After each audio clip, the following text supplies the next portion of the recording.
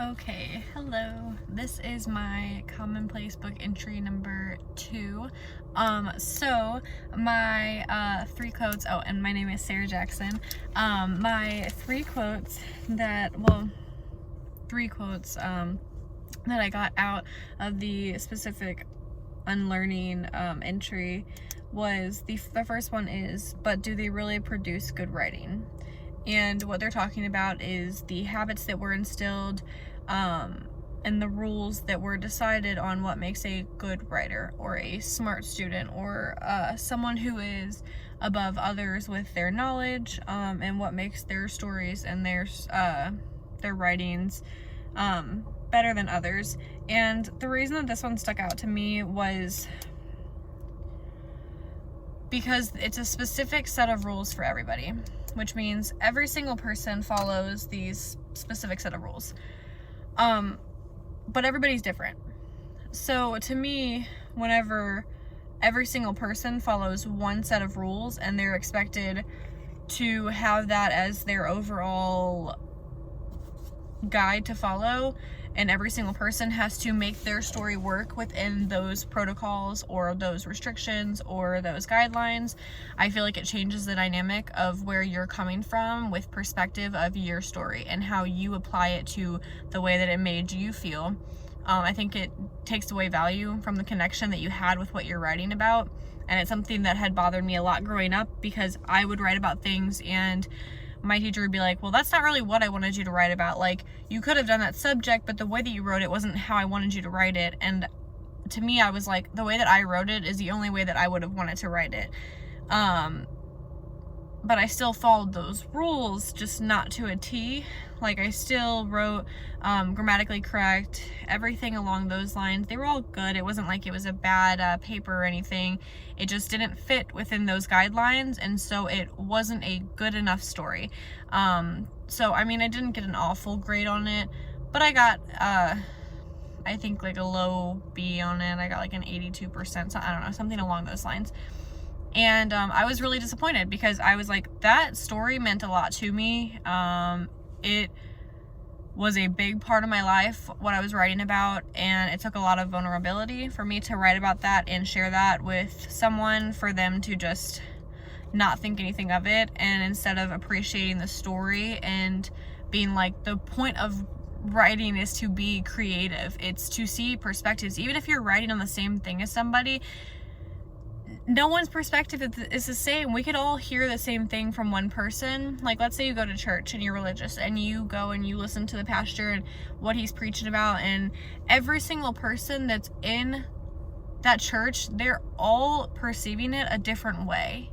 And I'm like, so how are we supposed to all follow just one specific guideline? Anyways, my second one that I have on here is, how then does anyone basically in any discipline learn how to write about complex challenges? Which I like to say that this one in general is regarding anything. So basically, I feel like whenever you are so stuck in your ways and you don't think outside of the box and you don't have to critically think about things, whether it comes to writing or anything that you do in your life, writing, your job, when something super out of pocket happens and you're like, I have to come up with something quick, basically they're saying, if you, and kind of regarding, kind of going back to that first thing I was talking about, is how are you supposed to write about anything complex if you have to follow a specific guideline, and let's say that what you're writing about, it blows that guideline out of the water. Like, it is so above what anyone could imagine, but because you have to stick to that guideline, you need to keep it simple and play by the rules. And it's just so crazy to me because it is so weird that some people have that perspective and other people don't. And it blows my mind because I'm like, how do you expect someone to write about this if you have a passion and a love for writing and just in general, and like, you want to hear about other people's lives and things they go through, and they are willing enough to let their guard down to write about it, but you want to make it simple when so many things that people will write about, they weren't simple. They were challenges they had to overcome. They were huge milestones in their lives. They were things that made them, broke them, fixed them, tore them back apart. And I'm like, you can't make that simple. But yeah, that was my second one. And then my third one is something new. Writing something new requires that you make choices about your writing and why you're writing, and kind of what is that stemming from, right? So this one's interesting. So I actually didn't choose this one regarding the other two. It's not from the same perspective at all. This one's actually about a perspective of basically my lifestyle and how it changed. So I had lost about 85 pounds. I got super into fitness. I am a personal trainer, so I'm a certified personal trainer. I have my regular certification. I also have an advanced nutrition certification, and I'm currently working on my weight loss specialty. So something that lies very close to my heart. It has made the biggest impact on my life. It took a while, but once I figured it out, it changed everything for me, basically, is what I'm trying to say. And so, looking at this can be taken in so many different ways. But the biggest thing is if you want new results, you have to do new things. So let's say I do the same workouts for 4 to 6 months, they're the same workouts, I eat the same, I don't change, the weights, my pace, I don't change, how much I'm eating to balance out what I'm doing in the gym.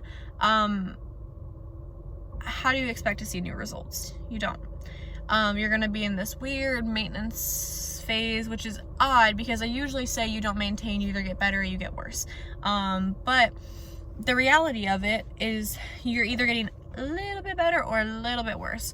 But the thing is that you're not experiencing new results.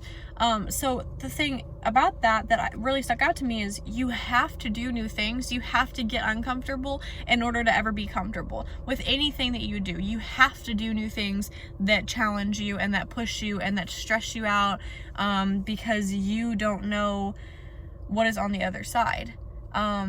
They require those things in order to overcome your old ways and the routine that you've been stuck in and the results that you've been experiencing. You can break through all of that. You just have to implement a new structure.